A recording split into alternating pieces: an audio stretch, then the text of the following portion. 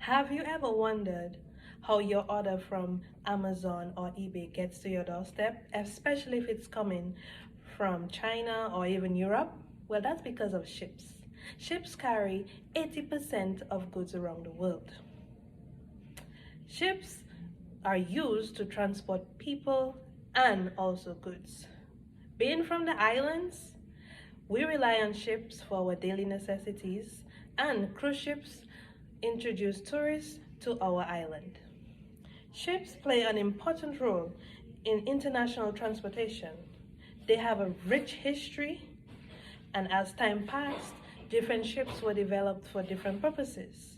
And how do they work? Ships' history began way back with the early settlers. First, it was a raft or a canoe, which they would use.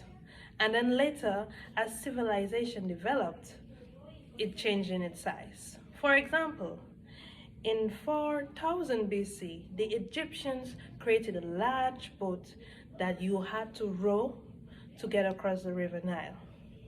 Later on, countries like Europe, China, Syria, and Africa added sails. For example, here's my prop. They added sails, and then they added a rudder, and then you have your wheel to navigate and direct the ship on the water.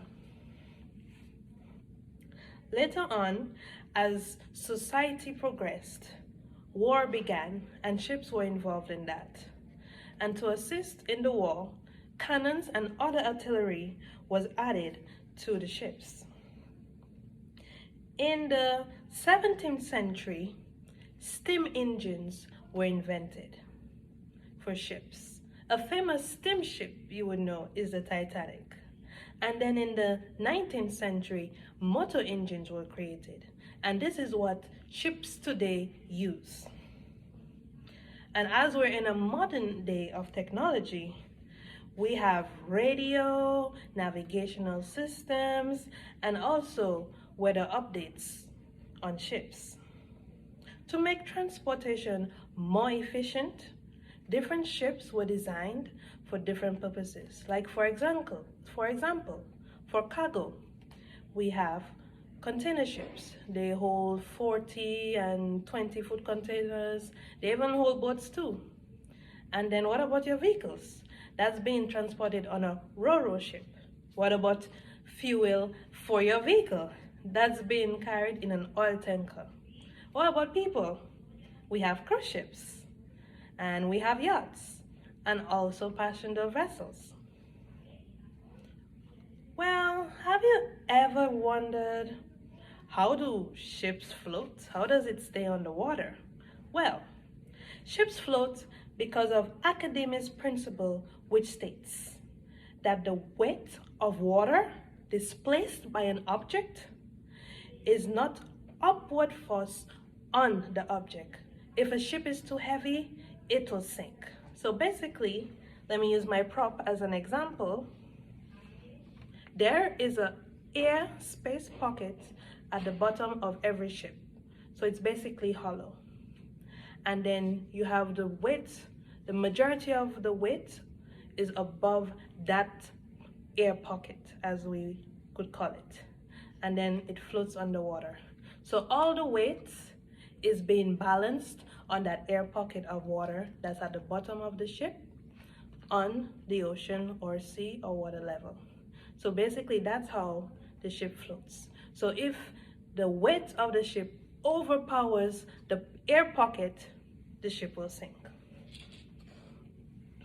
Also, how do ships even move?